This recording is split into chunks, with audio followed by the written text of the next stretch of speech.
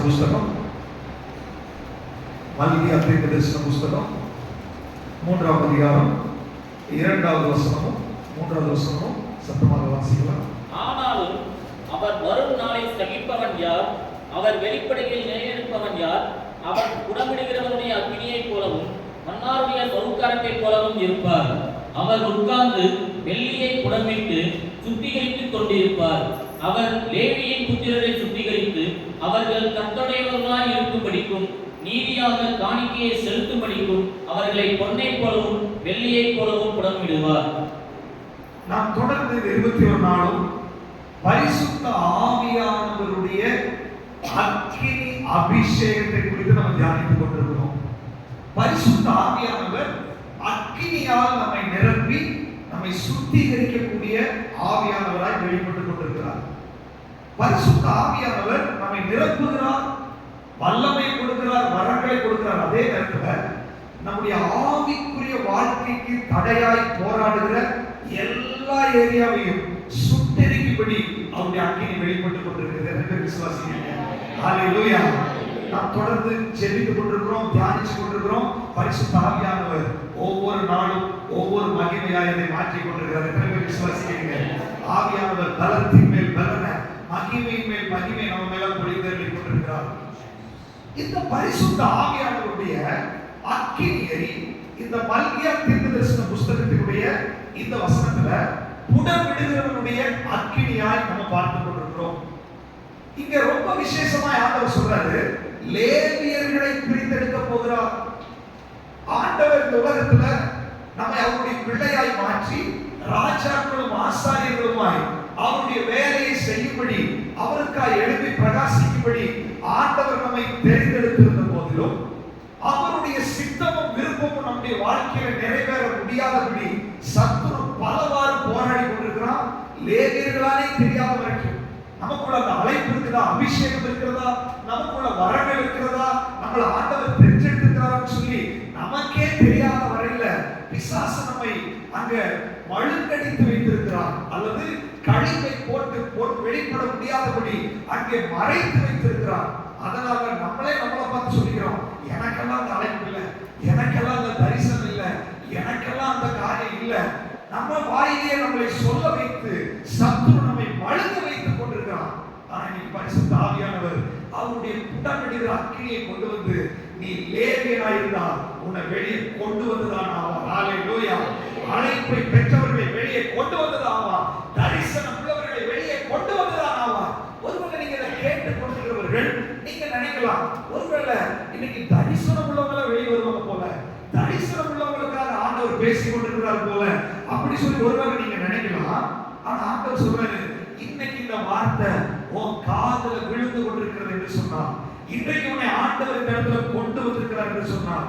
நீதான் அந்த லேவியர், நீதான் அந்த ஆசாரியர், நீங்க தெரிந்து கொள்ளப்பட்டவர்கள், நீங்க அழைக்கப்பட்டவர்கள், நீங்க முன்குறிக்கப்பட்டவர்கள். பிசாசு பொய்க்கு பிதாவுமா இருக்கிறான். வாயில திறந்து சொல்லுங்க, நான் அழைக்கப்பட்டவன், நான் லேவியன், நான் தெரிந்து கொள்ளப்பட்டவன், நான் முன்குறிக்கப்பட்டவன், என்னை வெளியே கொண்டு வர போகிறார். சொல்லுங்க, வாயில திறந்து சொல்லுங்க. அவிசுவாசமான வார்த்தைகளை கேன்சல் பண்ணுங்க இயேசுவின் நாமத்துல. இன்னைக்கு இந்த சுட்டெரிக்கிற அக்கினி உனக்கு அவிசுவாசத்துடைய வார்த்தைகளை கேன்சல் பண்ணுகிறது, அதை சுட்டெரிக்கிறது. நீ அழைக்கப்பட்டவன், நீ தரிசனம் உள்ளவன், நீ தெரிந்தெடுக்கப்பட்டவன், நீ அழைக்கப்பட்டவன், நீ ஒரு லேவி, நீ ஒரு ஆசாரியர், நீ ஒரு தீர்க்கதரிசி, நீ ஒரு அப்போஸ்தலன், நீ ஒரு மேய்ப்பன், நீ ஒரு போதகன், நீ ஒரு சுவிசேஷகன், நீ ஆண்டவருக்காக எழுப்பி பிரகாசிக்கக்கூடியவன். நீ முடங்கி இருக்க வேண்டியவன் அல்ல, நீ எழுப்பி பிரகாசிக்க வேண்டியவன். நீ எத்தனை முடங்கி இருந்தாலும், சத்துருனை எவ்வளவு முடக்க வச்சிருந்தாலும், சத்துருனை எவ்வளவு மறைத்து வைத்திருந்தாலும், இன்னைக்கு ஆண்டவர் சொல்றாரு, ஆண்டவருடைய நேரம் வந்துவிட்டது. இந்த 21 நாளும் உன்னை ஜெபிக்க வச்சதுக்கு பின்னாடி ஒரு ரகசியம் இருக்கிறது. உன்னை இதுவரை மறைத்து வைத்திருந்த அந்தகார வல்லமையை சுட்டெரித்து உன்னை வெளியே கொண்டு வர போகிறார். நான் சொல்றேன், 21 நாள்ல அநேகருடைய அழைப்பு புறப்பட போகிறது, அநேகருடைய தரிசனம் வெளிப்பட போகிறது, அநேகர் வெளியே வர போகிறீர்கள். எத்தனை விசுவாசிக்கிறீங்க?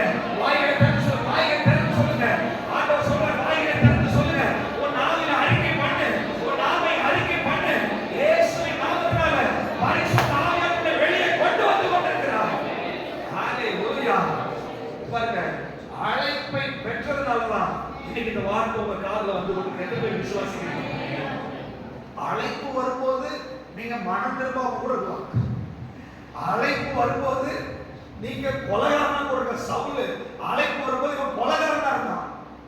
ஆனால் அழைப்பின் சத்தம் காதுல கேட்கும் போது உன்னை மறுரூபப்படுத்தக்கூடிய வல்லமை அதற்குள்ளாக இருக்கு. அழைப்புக்கு நீ கீழ்ப்படியும் போது அந்த அழைப்புக்காக உன்னை தகுதிப்படுத்தக்கூடிய அபிஷேகம் அதற்குள்ளாக இருக்கிறது. அழைப்புக்கு நீ விட்டு கொடுக்கும் போது சுட்டெரிக்கிற அக்கினி அழைப்புக்கு விரோதமாக இருக்கிற எல்லாவற்றையும் சுட்டெரிக்கிறதுக்கு வல்லமை உள்ளதா இருக்கிறது. ஹalleluya.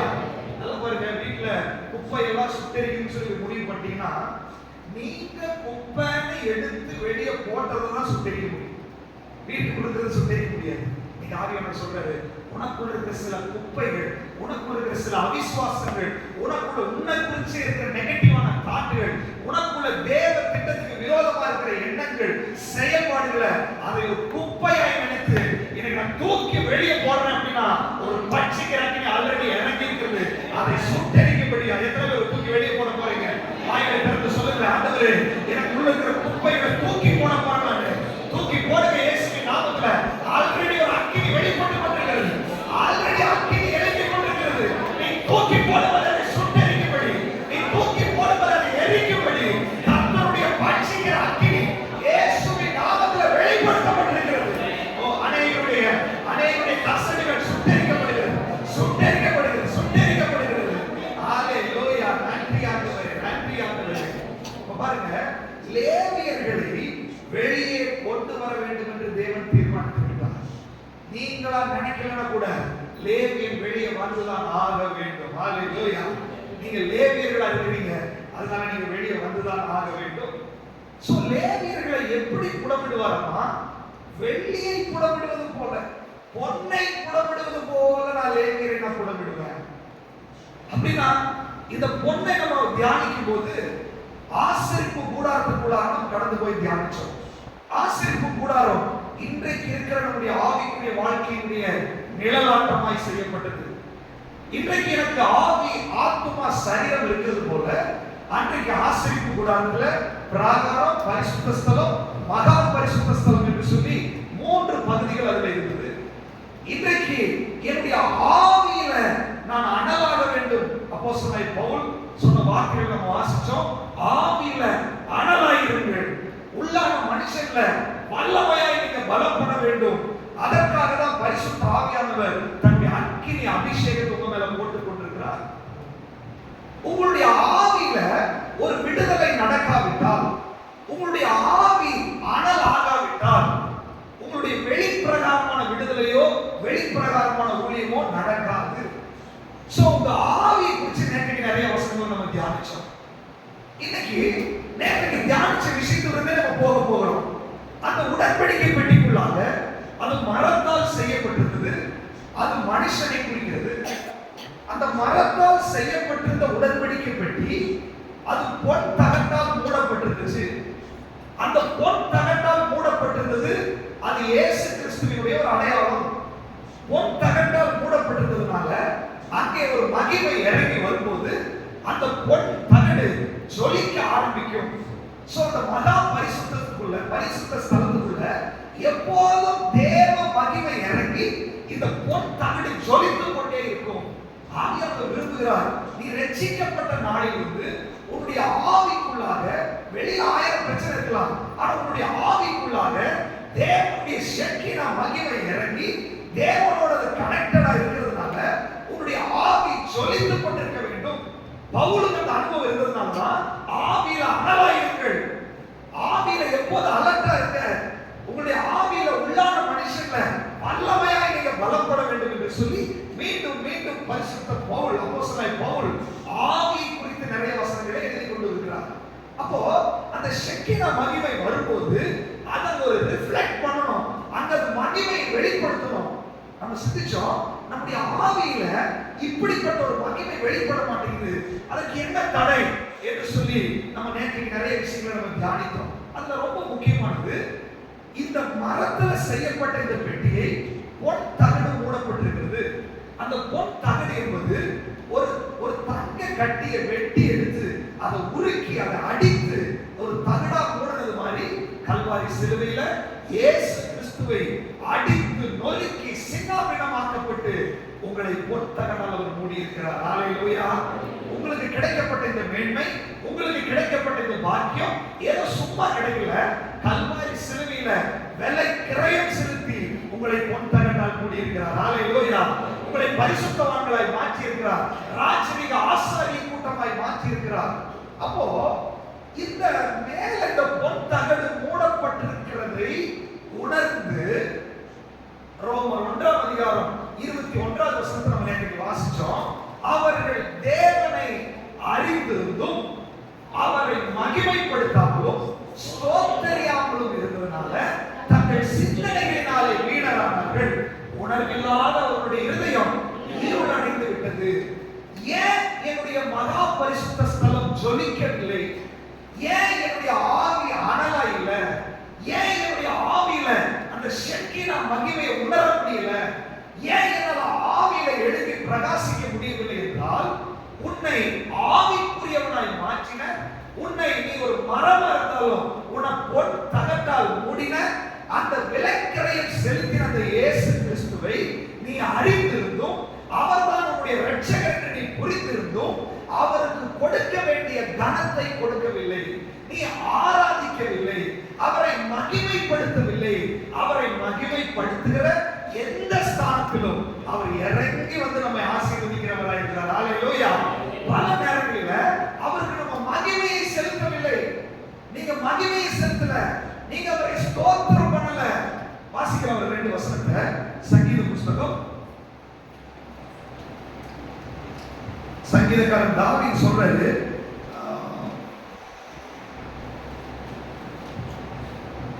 சாரி சங்கீதம் 29:2, சங்கீதம் 50:23 2 வருஷத்தை அவர் 2 பேர் வாசிங்க. சங்கீதம் 29:2ல கர்த்தருடைய நாமத்துக்குரிய மகிமையை அவருக்கு செலுத்த வேண்டும். அடுத்தது வாசிங்க. சங்கீதம் 50:23 ஸ்தோத்திர பலி எடுக்கிறவன் என்ன என்ன பண்றான்? நல்லா கவனிச்சுக்கோங்க. மகா பரிசுத்த ஸ்தலத்துக்குள்ள அப்போஸ்தலனாய் பவுல் சொல்றாரு, நீங்க ஆவியில அனலாயிருக்க வேண்டும், ஜொலிக்க வேண்டும். அந்த உங்களுடைய ஆவிக்குள்ளாக புது பலன் வல்லமையாய் பலப்பட வேண்டும். இயேசு கிறிஸ்துவே சொல்றாரு, யோவான் 7ஆம் அதிகாரம் 37, 38, 39 நீங்க வாசிச்சோம். என்னை விசுவாசிக்கிறவருடைய உள்ளத்திலிருந்து ஜீவ தண்ணீர் உள்ள நதிகள் ஓடும். அப்ப பாருங்க, எல்லாமே இந்த ஆவியை குறித்து சொல்லப்பட்டிருக்கிறது. அந்த ஆவியில நீங்க அனலா இருக்க வேண்டும் என்றால், ஆவியில புது வல்லமையோடு இருக்க வேண்டும் என்றால், ஆவியில ஒரு நதி புறப்பட வேண்டும் என்றால், நீங்க ஸ்தோத்திர பலியிட வேண்டும், நீங்க அவரை மகிமைப்படுத்த வேண்டும். உங்க தனிப்பட்ட வாழ்க்கையில நீங்க தேவனை ஆராதிக்கிறவர்களா இருக்க வேண்டும். தாவீதுக்கு எத்தனையோ சோதனை வந்துச்சு. எல்லா சோதனையிலும் தாவீது ஜெயித்ததனுடைய ரகசியம் என்னவென்றால், அவன் தேவனை மகிமைப்படுத்துகிறவராய் இருந்தார். சங்கீதம் 34:1 சொல்றாரு, கர்த்தரை நான் எக்காலத்திலும் ஸ்தோத்திரிப்பேன், அவர் துதி எப்போதுமே வாயில் இருக்கும். நீங்க ஆவியானவர் சொல்றாரு, நீ ஜொலிக்க முடியாததற்கும், நீ பிரகாசிக்க முடியாததற்கும், உன்னுடைய ஆவி ஒடுங்கி ஒடுங்கி போவதற்கும், அடிக்கடி நீ தளர்ந்து போவதற்கும், நீ விழுந்து விழுந்து எழும்புவதற்கும், தேவனுடைய ஷெக்கீனா மகிமை உன்னை ஆட்கொள்ள முடியாததற்கும், தேவ பிரசன்னம் எல்லாரும் அனுபவிக்கும் போது உன்னால் அனுபவிக்க முடியாததற்கும் ஒரே காரணம், நீ தேவனை துதிக்கிறது இல்லை, நீ தேவனை மகிமைப்படுத்தவில்லை, நீ தேவனுடைய ரட்சிப்புக்காக நீ நன்றி செலுத்தல. ஞாயிற்றுக்கிழமை ஆராதனைக்கு வந்தா வாயை திறந்து எழுந்து ஒரு நன்றி செலுத்த முடியல. வாயை திறந்து, ஆண்டவரே எனக்காக நீங்க அடிக்கப்பட்டீங்களே, எனக்காக ரத்தம் சிந்தினீங்களே, அந்த உணர்வு வரமாட்டேங்குது. யாராவது சொன்னாதான் ஜெபிக்கிறது, யாராவது சொன்னாதான் பைபிள் படிக்கிறது. உங்களை தூண்டுவதற்கு எப்போதும் ஒரு ஆள் வேண்டும். பிசாசுக்கு நல்லா தெரிஞ்சிச்சு, இவன் ஒரு ஆள் இல்லாம இவன் துதிக்கவும் மாட்டான், ஒரு ஆள் இல்லாம எழுப்பவும் மாட்டாங்க. அப்படின்னா எனக்கு இவன் தான் சரியான ஆயுதம் என்று உன்னுடைய தங்கத்தால் தகடாய் மூடப்பட்டிருந்த உன்னுடைய ஆவியை களிப்பால் மூடிவிட்டான் பிசாசு. உன்னுடைய ஆவி உடைக்கப்பட்டு விட்டது. உன்னுடைய ஆவியில சோர்வு கொண்டு வச்சுட்டான், கவலைப்படுத்த வச்சுட்டான். காரணம், நீ அவரை மகிமைப்படுத்தல. ஒருத்தர் எப்படி ஆண்டவரை மகிமைப்படுத்துவாங்க? அவருடைய வல்லமைகளை சொல்லி, அவருடைய மகத்துவங்களை சொல்லி, அவருடைய நாமத்தை சொல்லி, கர்த்தருக்கு அவருடைய நாமத்திற்குரிய கனத்தை செலுத்திதான் அவர் மகிமைப்படுத்த வேண்டும். யோசிச்சு பாருங்க, மகிமைப்படுத்த ஆரம்பிச்சா ஆட்டோமேட்டிக்கா பைபிள் படிச்சுதான். ஏன்னா வார்த்தைகளை வச்சு மகிமைப்படுத்த முடியும். அப்ப நீ ஆட்டோமேட்டிக்கா பைபிள் படிப்ப, வசனம் உள்ள போகும், வசனத்தை வச்சு துதிக்க ஆரம்பிப்ப, ஜெபிக்க ஆரம்பிப்பாய், ஸ்தோத்திரம் பண்ண ஆரம்பிப்பாய். ஆவி அனலாக ஆரம்பித்து விடும், ஆவியில கொழுந்து விட்டு எரிய ஆரம்பித்து விடும், ஆவியில உள்ள அந்த மனுஷன்ல ஒரு அக்கினி பிரவாகிக்க ஆரம்பிக்கும். ஆல்ரெடி இங்க அக்கினி இருக்கும்போது, ஞாயிற்றுக்கிழமை சபைக்கு வரும்போது இங்கிருந்து ஒரு அக்கினி வரும்போது அக்கினி பற்றி எரிய ஆரம்பிக்கும். பரிசுத்த ஆவியுடைய அக்கினி அபிஷேகம் உனக்கு விரோதமா இருக்கிற சத்துருக்களை, உனக்கு விரோதமா இருக்கிற கண்ணிகளை உடைக்கிறீங்களே, அது வெளிப்பட ஆரம்பித்து விடும். நன்றியானவர்களே, நேற்று நான் சொன்னேன், இதற்கு தடையா இருக்கிற ரோமர் 1ஆம் அதிகாரம் 21 கடைசி வசனம் வரைக்கும், ஆண்டவரே நான் ஆண்டவரை துதிக்க முடியாதபடி, ஆராதிக்க முடியாதபடி இருக்கிற அந்த பாவத்துல ஏதாவது பாவம் எனக்கு இருந்துச்சுன்னா என்னை மன்னியும், என்னை சுட்டெரியும் ஆண்டவர் என்று சொல்லி நேற்று எத்தனை பேர் ஜெபிச்சீங்கன்னு தெரியல. நீங்க ஜெபித்திருந்தால் ஆவியானவரை சுட்டெரித்து விட்டார் என்று நீங்க விசுவாசிங்க. ஹalleluya, ஹalleluya. இன்னைக்கு நம்ம அதை தொடர்ந்து நம்ம சிந்திக்க போறோம். இப்போ அந்த ஆவி இந்த மாதிரி பாவங்கள் பலவீனத்தினால சத்துரு நம்முடைய ஆவியை பலவீனப்படுத்தும் போது, நீதிபதிகளின் புஸ்தகத்துல 2 வசனத்தை வாசிக்கலாம். நீதிபதிகள் 15ஆம் அதிகாரம் 13ஆவது வசனம் ஒருத்தர் வாசிங்க. அதே மாதிரி நீதிபதிகள் 17ஆம் அதிகாரம் 22ஆவது வசனத்தை ஒருத்தர் வாசிங்க. மனமகிழ்ச்சி முகமலர்ச்சியை தரும், மனோதுக்கத்தினாலே ஆவி முறிந்து போகும். மனமலர்ச்சி மனமகிழ்ச்சி முக மலர்ச்சியை கொண்டு வரும். அடுத்த வசனம், மனமகிழ்ச்சி நல்ல ஔஷதம், முறிந்த ஆவியோ எலும்புகளை உலர பண்ணும். முதல் வசனத்தை மீண்டும் வாசிங்க. மனமகிழ்ச்சி முகமலர்ச்சியை தரும், மனோதுக்கத்தினாலே ஆவி முறிந்து போகும். மனசுல துக்கம் வரும்போது அது நேரா உங்க ஆவியை தான் டிஸ்டர்ப் பண்ணும். மனசுல பாரங்கள் வரும்போது, கவலைகள் வரும்போது நேரா மகா பரிசுத்த ஸ்தலத்தை டிஸ்டர்ப் பண்ணும். அது சீக்ரெட் பிளேஸ், அது தேவனோட கனெக்டா இருக்கிற இடம், நீங்க தேவனோட உறவாடுகிற இடம். பிசாசு உங்களுக்கு ஒரு கவலையை கொண்டு வரான். நல்லா கவனிச்சுக்கோங்க. ஏன் கவலை வருது? அவர் யாருக்கும் தெரியாததுனால எனக்கு கவலை வருது.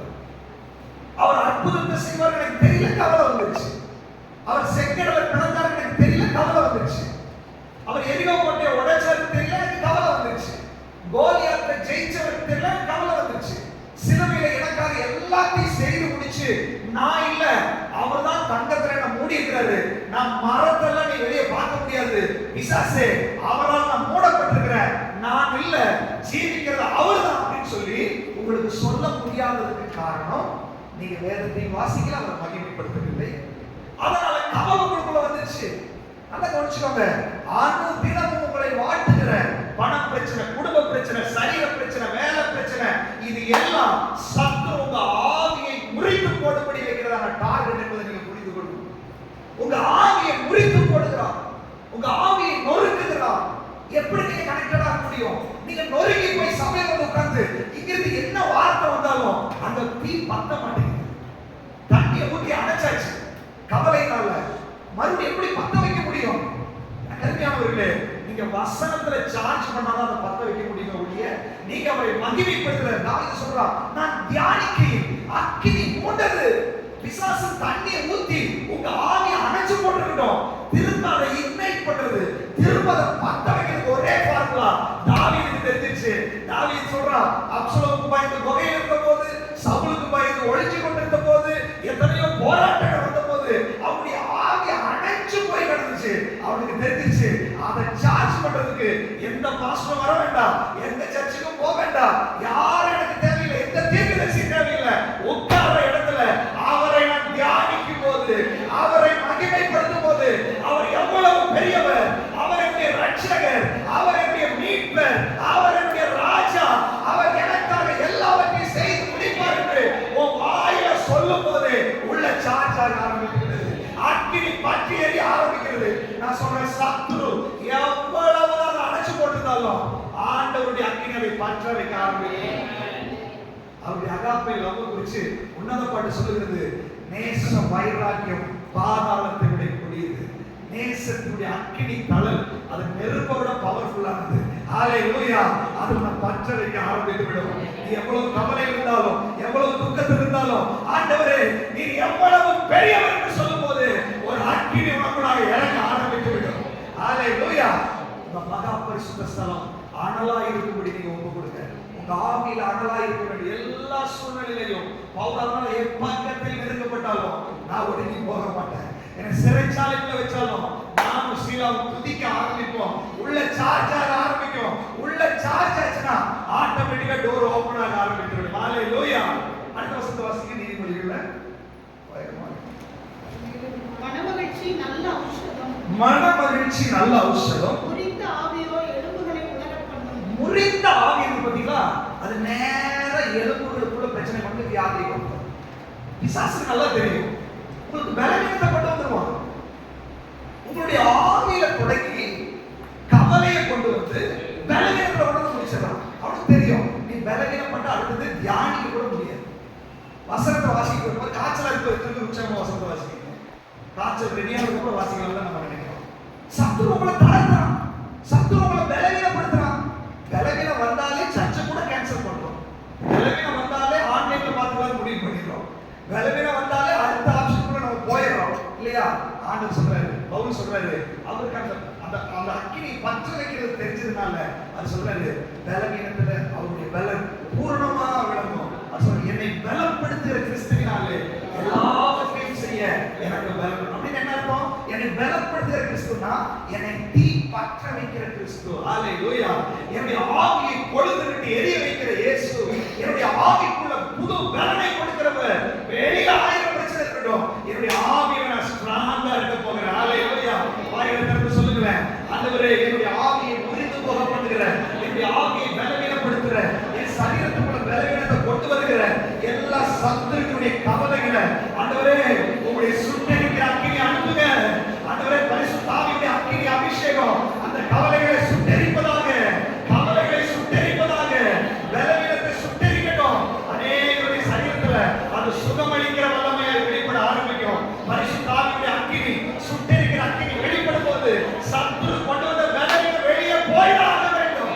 இயேசுவின் நாமத்தினால பலருடைய சரீரத்துல பலவீனத்தை போடலாம் பிசாசு. நீங்க ஆவிக்குரிய மண்டலத்துல இந்த 21 நாள் உபவாச ஜெபத்துல நீ கான்சென்ட்ரேட் பண்ணக்கூடாதுன்னு சொல்லி சத்துரு சரீரத்தை தொடலாம். ஆனா இன்னைக்கு பரிசுத்த ஆவியானவருடைய அக்கினி, அது குடமிடுகிற அக்கினி, உனக்கு எதிராய் போராடுகிற சத்துருவை சுட்டெரிக்கும்படி ஜுவாலிக்கிற அக்கினி இன்றைக்கு வெளிப்பட்டு கொண்டிருக்கிறது. இயேசுவின் நாமத்தினால எல்லாரும் ஜெபிக்க ஆரம்பிங்க. உனக்கு விரோதமாய் உருவாக்கப்படுகிற எந்த ஆயுதமும் வாய்க்காதே போதும். உன்னை கலத்தும்படி, உன்னை பலவீனப்படுத்தும்படி, உன்னை சோர்வடையப்படும்படி போராடுகிற அந்தகார சக்திகள் இன்னைக்கு இயேசுவின் நாமத்தினால முறியடிக்கப்படுகிறது, முறியடிக்கப்படுகிறது. தாவீது சொல்றான், எனக்கு பலவீனம் வந்துச்சு, எனக்கு சோர்வு வந்துச்சு, மரணத்துக்கு எனக்கு ஒரு அடி தூரமா இருந்துச்சு, அவ்வளவா பிரச்சனை வந்துச்சு.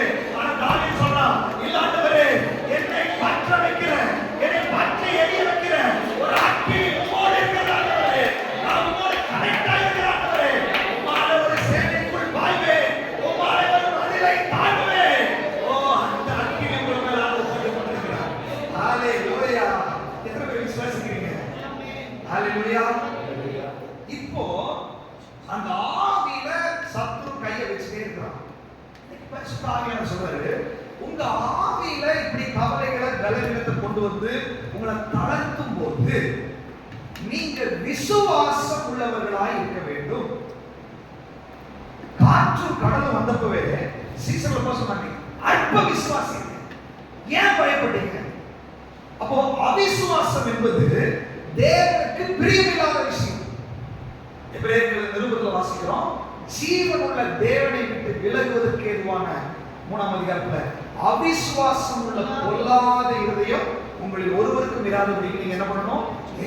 ஏன்னா இந்த அவிசுவாசம் உங்க மகா பரிசுத்த ஸ்தலத்தை டேமேஜ் பண்ணிடும். அவிசுவாசம் தேவனுக்கு உங்களுக்குள்ள உறவை கட் பண்ணிடும். அவிசுவாசம் ஜொலிக்கிற உங்க ஆவிக்குரிய வாழ்க்கையை மங்க வச்சிடும்.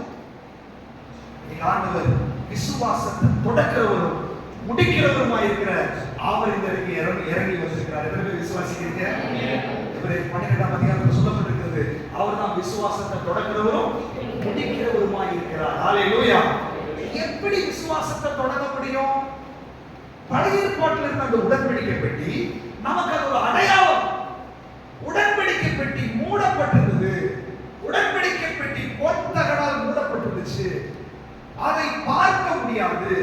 ஆனால் அதற்குள்ளே ஒரு விஷயம் இருந்துச்சு. 3 விஷயங்கள் அதற்குள்ளாக இருந்துச்சு. வாசிக்கலாம். எபிரேயர் நிருபம் 9ஆம் அதிகாரம் 4ஆம் வசனம்.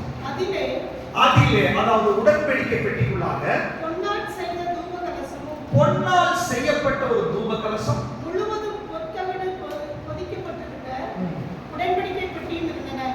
அந்த பெட்டியிலே மன்னா வைக்கப்பட்ட பொற்பாத்திரம், அந்த பெட்டிக்கு உள்ளாக மன்னா வைக்கப்பட்ட பொற்பாத்திரம், ஆரோனுடைய தளிர்த்த கோலும் உடன்படிக்கை பெட்டியின் நற்பலகைகளும் இருந்தன. போதும். நல்லா கவனிச்சுக்கோங்க. எனக்கு விசுவாசம் வர வேண்டும் என்றால் இந்த உடன்படிக்கை பெட்டிக்குள் இருக்கிற 3 விஷயத்தை குறித்து தெரியும் எனக்கு இருக்க வேண்டும். பவுல் எப்படி விசுவாசம் உள்ளவரா இருந்தாரு? வாசிக்கலாம். 2 கொரிந்தியர் புத்தகம் 4ஆம் அதிகாரம் 13ஆவது வசனம். வேகமாக வாசிக்கணும், நமக்கு டைம் போச்சு. வேகமாக. விசுவாசித்தேன், ஆவியால் பேசினேன் என்று எழுதியிருக்கிறபடி நாங்களும் அந்த விசுவாசத்தின் ஆவியை உடையவர்களாய் இருந்து விசுவாசிக்கிறபடியால் பேசுகிறோம். விசுவாசத்தின் ஆவியை உடையவர்களாய் இருந்து விசுவாசிக்கிறபடியால் நான் என்ன பண்றோம்? பாருங்க, என்னோட ஆவியில விசுவாசத்தின் ஆவி கனெக்ட் ஆயிருக்கணும்.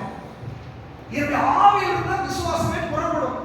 நிறைய நேரத்துல என்னால விசுவாசிக்க முடியலன்னா அதான் பிசாசு மகா பரிசுத்த ஸ்தலத்தை ஆஃப் பண்ணி வச்சிருக்காங்க. அதான் உங்களுடைய ஆவியிலே ஒடுக்கி வச்சிருக்காங்க. எப்படி விசுவாசிக்க முடியும்?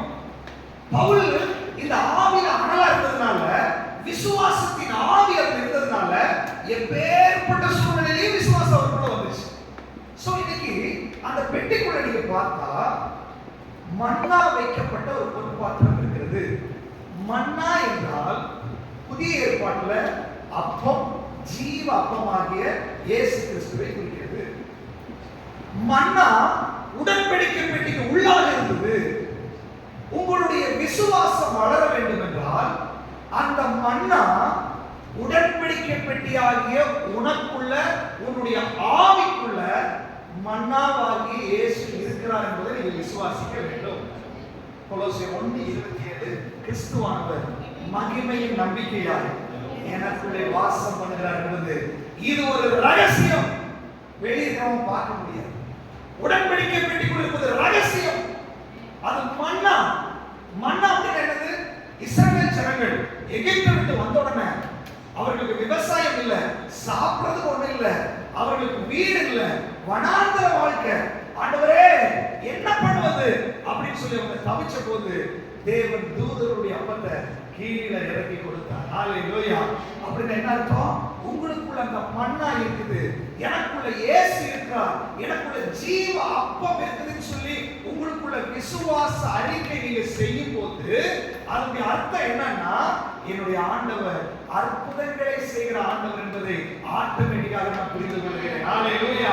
பிசாசு எதை வச்சு கவலை கொண்டு வர்றான்? நீ எதிர்த்து வந்துட்ட, இப்ப எப்படி வாழ்வ, நீ ரோட்ல போயிட்டு இருக்கிற, எப்படி உனக்கு சாப்பாடு கிடைக்கும், ஊழியத்துக்கு ஒப்பு கொடுத்துட்ட, எப்படி வாடகை கொடுக்க முடியும்? பிசாசு பல காரியங்களை வச்சு உன்னை கவலைப்பட வைக்கிறான். உன்னுடைய ஆவியை நொறுக்குகிறான். உனக்கு வாழ்க்கையில பிரச்சனை வந்துச்சு, எப்படி குழந்தைகளை படிக்க வைப்ப, எப்படி வீடு கட்டுவ, எப்படி என்று சொல்லி பல கேள்விகளை அவன் கேட்கும் போது ஆண்டவர் சொல்றாரு, உனக்குள்ள ஒரு மன்னா இருக்குது என்ற உணர்வு வரும்போது, உனக்குள்ள இயேசு இருக்கிறார் என்ற உணர்வு வரும்போது அடுத்த செகண்ட் எனக்குள்ள அக்கினி மூட ஆரம்பிச்சு. என்னது? பழைய ஏற்பாட்டுல தூதர்களுடைய அப்பத்தை கொடுத்தார் ஆண்டவர். காலையில ராத்திரி எல்லாம் பசிட்டு இருந்தா, காலையில இருந்து பார்த்தா ஓ மண்ணா அந்த இடத்துல வெளிப்பட ஆரம்பித்து விட்டது. ஹல்லேலூயா. இன்னைக்கு ஆண்டவர் சொல்றாரு, உன்னுடைய வாழ்க்கையில அற்புதங்களை செய்கிற இயேசுவை நீ விசுவாசிக்க போகிறாய். எனக்குள்ள இயேசு இருக்கிறார் என்று நீ விசுவாசிக்கும் போது அற்புதங்கள் உங்களுக்கு வெளிப்பட ஆரம்பிக்க போகிறது. இன்னைக்கு ஆண்டவர் சொல்றாரு, பிலிப்பிட்ட பார்த்து சொல்றாரு, பிலிப்பு இத்தனை பேர் இருக்காங்க, இவங்களுக்கு என்ன பண்ணலாம்?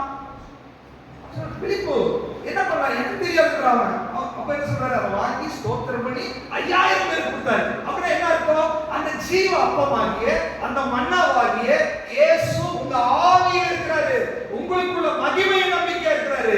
இதை நீங்க வாயில அறிக்கை பண்ணும்போது ஆட்டோமேட்டிக்காக குறைவுகளை நிறைவாக்குகிற தேவனை நீங்க பார்க்க முடியும். ஹalleluya. பழைய ஏற்பாடு புத்தகத்துல 2 ராஜாக்களின் புத்தகத்துல தண்ணியே இல்ல, காற்றையும் காண மாட்டீர்கள், மழையும் காண மாட்டீர்கள், பள்ளங்களெல்லாம் தண்ணீரால நிரம்பும். அதை செய்த வல்லமையுள்ள தேவன் உங்களுக்குள்ள இருக்கிறார். ஹalleluya, ஹalleluya. கண்மலையை பிளந்து தண்ணீரை கொடுத்தவர் உங்களுக்குள்ள இருக்கிறாரு.